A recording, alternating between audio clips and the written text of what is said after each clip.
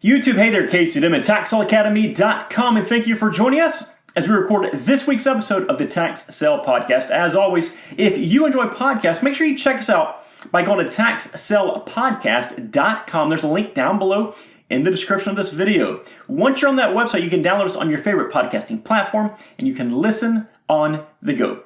Let's go ahead and record that audio version right now.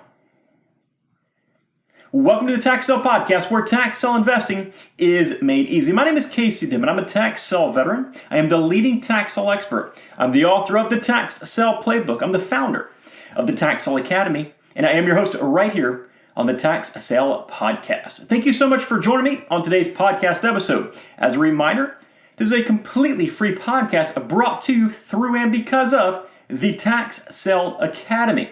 If you're looking to learn more about investing in tax-default real estate, check us out at TaxSaleAcademy.com.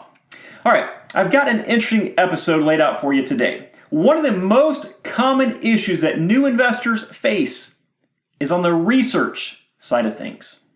Now, you likely know that the number one key to success in this business is proper research. If you have listened to me for any period of time, you know that research is paramount in this business. You will simply not be able to see any success without proper research. And if you tend to do just surface level, easy type research, and you might get away with it for a deal or two, eventually you're going to get caught by a bad deal. I've seen it happen way too many times to count. Now, research is also by far the most labor-intensive part of this business. And for that reason, a lot of people don't look forward to it. They don't even like doing research at all. They do it because it's a necessity. And the truth is, if you learn to enjoy that research, if you learn how to do it efficiently and accurately, it'll become a lot easier for you. And of course, you become faster and better at it. Now, there are a few shortcuts that you can take to help you become a better and faster tax sale researcher. Now, the little tricks or the hacks, if you want to call them that, might not work every single time for every single situation. But what I want to do today is discuss a few ways that I use to improve my tax sale research. Again, by making it more accurate and by speeding up the process overall. Now, some of these strategies will take some extra practice. Some will take some extra learning, but hopefully at the end of this episode, you'll be able to pull at least a few nuggets that you can apply to your tax sale research. And hopefully this episode will allow you to look forward to doing your tax sale research as you become better at it and faster at it instead of dreading it like so many new investors. All right, let's get to them. The first one is to develop a flow. So here's how I'll typically operate. I'll have the tax sale list open on my computer, and then I'll have a spreadsheet where I'll record my notes about the properties that I'm researching. That'll also be open on my computer. And then I'll have my internet browser. And on that internet browser, I'll have a few different tabs open. It could be the property assessor's report, the building department's website, GIS, Google Maps, and any other websites that will help me in researching properties in that area. And I'll have all these tabs in the order that I most commonly utilize them. So for example, I will have the tax sale list. It's going to be right there in the middle of my screen, right? I'll take that list. I'll copy that parcel number, and then I will paste it into the property assessor's report. If the information on the property assessor's report checks out, I'll go to the next tab, and then I'll paste that property identification number into the GIS system. I'll take a look at that. And if that checks out, I'll take that same number and paste it into the next tab, which is going to be Google Maps, or I'll get the coordinates to paste them into Google Maps, and so forth. This will allow you to create a seamless flow from one property to the next. It'll allow all your steps to be in the correct order instead of just jumping around from this website to that website, trying to figure out what works best for you. Now, this might take some time for you to figure out how you operate best, but you need to create and implement a research workflow into your tax sale research. It is a huge time saver. It also allows you to research more accurately, because let's say you have the building department's website tab open on your browser. Well, guess what? If it's there right in front of you, odds are you're not going to skip searching for any open permits or that kind of thing if that's necessary in your area. So create a flow. It's going to allow you to work faster and more accurately. The next one is to develop an elimination process. And this is part of your workflow. So as you're working your way through the research steps, you need to have a clearly defined elimination process. There is absolutely no reason to research every single thing about every single property you're looking at. Instead, you should approach it in stages, almost like a funnel. All the properties go into the top of the funnel, and only the best ones come out the bottom. So here's what I'll do. I'll go down the list property by property. The first thing I'll look at is the opening bid amount. If it is $100 million, I know I can't afford it, and I'll strike right through it. So if it's out of your budget, strike through it. There's no reason to even research that property. You're just wasting time if you do, since you can't afford it. If it's in your budget, well, it passes your test so far. Now, after that, I'll take that information and put it into, say, the property assessor's website. I'll pull up that property assessor's report. I'll go over that report. If something's wrong on that report, if something sticks out and says, whoa, don't invest in that property, I'll mark it off the list and move on to the next property. And all this continues every step of the way. There is no reason to research everything about every property. Don't waste your precious time once you know there's something about that property that makes you not want to move further. Once you reach that step, cross it off the list and move on to the next one. So develop an elimination process. The next one is kind of two parts, and that's to know the different sections of your town that you'll be investing in. There are plenty of parts of town that I will not invest in. I simply know that if I buy a property there, it's going to sit on the market forever, or it's going to cause me a lot of other issues and headaches, and it's not worth it to me. Now, I know these areas by doing research and either physically driving through those areas or by using something like Google Street View to take a look at the streets. And I'll also, of course, research the real estate in that area to see how long it's sitting on the market, see what property is selling for, and that kind of thing. Now, that's half of the battle. The other half is being able to recognize where those areas are just by looking at an address. You should learn how the 911 addresses work in the area that you are investing in. Now, in some areas, there might not be any rhyme or any reason, especially if every street is labeled with a name like Flower Circle or something like that. That just does not make a whole lot of sense. But in a lot of areas, they're going to have a grid system worked out, and you need to figure out how that grid system operates in your area. So, for example, if you're looking for 1300 Southeast 49th Street and you know where the 1300 block of Southeast 49th Street is, you can easily take one look at that address and know if it's in a good area or a bad area. And that is a huge game changer. That's a huge time saver. Now, on that same note is knowing and researching subdivisions. And not just knowing if they're in good areas or bad areas, but really taking it a step deeper. I routinely see dozens of lots or even homes in one specific subdivision. So on that tax sale list, it will usually have a legal description. In that legal description, it will include the subdivision name. If you see 15 or 20 properties in the same subdivision, something might be up. So instead of researching every single property, you need to take one deep look at that subdivision. Oftentimes, you're going to find issues in that subdivision. And what will happen sometimes is you'll see these properties on your tax sale list, and once you know where that subdivision is, and once you know the issues there, you'll say, wow, those are $300 lots, and every single one of them are underwater because that is what happens in that area. And I know those lots are worthless. Or Sometimes I'll see a subdivision name and I'll say, fantastic. There are great properties in that subdivision that I can make a lot of money off of. So find out all you can about the subdivision, and then if the subdivision checks out, go ahead and narrow it down and start researching each individual property.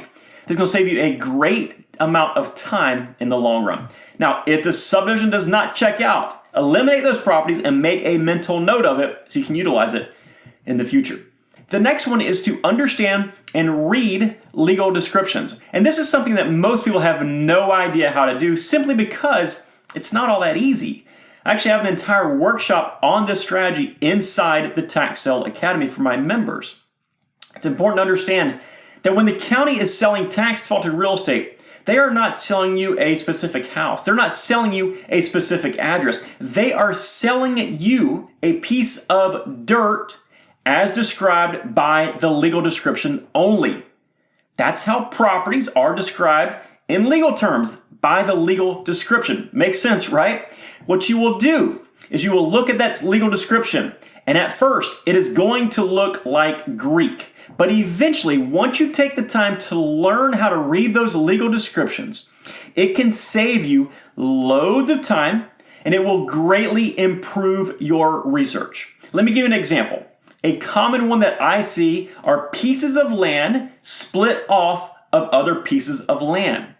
So here's the legal description for you. It could say something like E, 5 feet of lot 1 of Blue Lake subdivision. E 5 feet stands for the east 5 feet.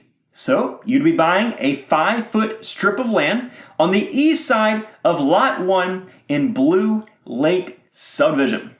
More than likely, it was probably used as some sort of power line easement or utility easement back in the day, and now it's up for auction.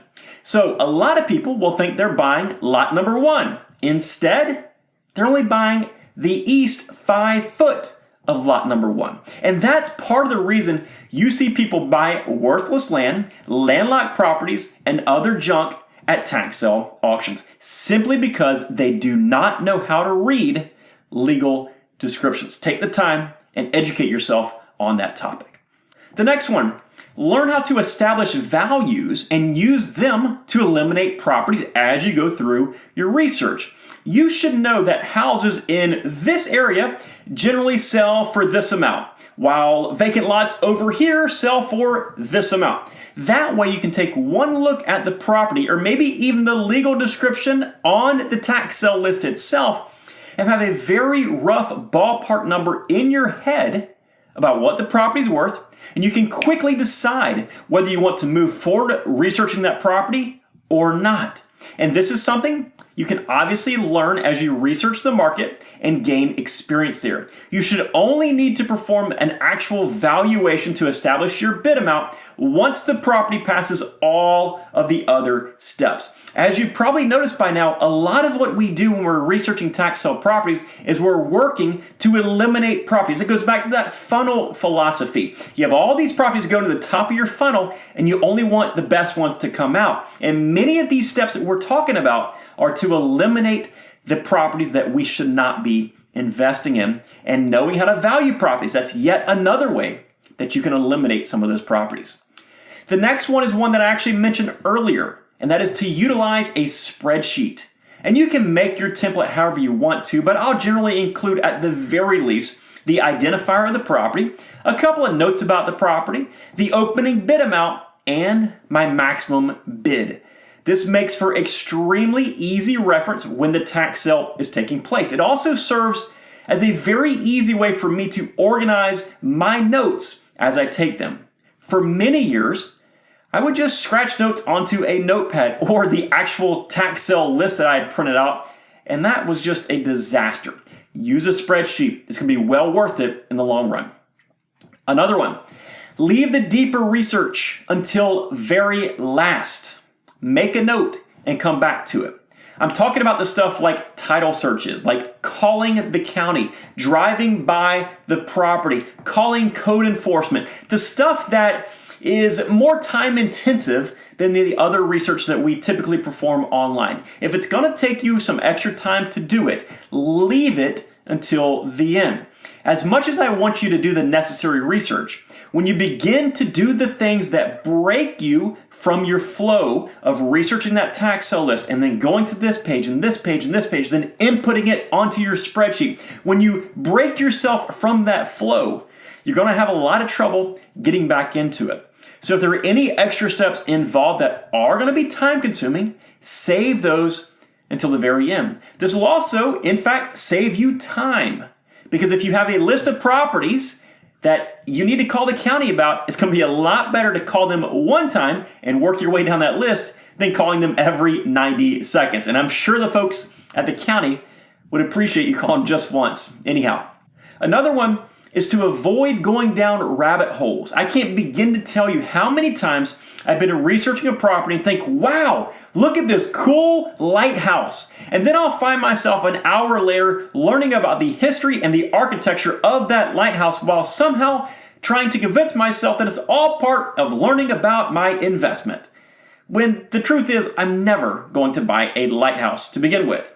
The same can be said, of course, for anything that we do online. But set your objectives ahead of time so you know what properties you're going to be interested in well in advance. And set your objectives, set up your workflow so you know what you need to do in the order you need to do it so you don't get distracted. And that brings us to our last point, which is you have to be focused. It's easy to sit down with good intentions and to pull up that tax sale list and to start researching. But it's not the time to have YouTube playing in the background or music playing or kids yelling or spouses complaining or whatever tends to distract you. That stuff must be avoided. Tax sale investing is a very serious business with a lot of money at stake a lot of times. And one mistake could cost you dearly. Tax sale research is something you must commit to really focusing on. So there it is. There are a few ways that you can improve the efficiency and accuracy of your tax sale research. As I mentioned at the beginning, some of these will likely take some work and experience to get fully comfortable with. But over time, you will get comfortable with these strategies and you'll discover many other ways to make your tax sale research much easier. While it is the most important part of this business, it doesn't and it shouldn't have to take you forever to complete. I truly hope that this episode has helped you out.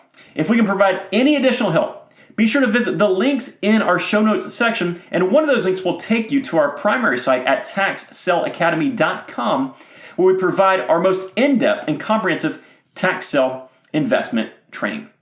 And if you found any value in this episode or any of the episodes here on the Tax Sale Podcast, please do us a huge favor and leave a positive review for us on whatever podcasting platform you're listening to us on right now. We do this podcast completely free, and those reviews are the only way that we know whether you enjoy this podcast or not. So if you do enjoy this podcast, please take just a second and leave us that positive review. It helps us more than you even can imagine.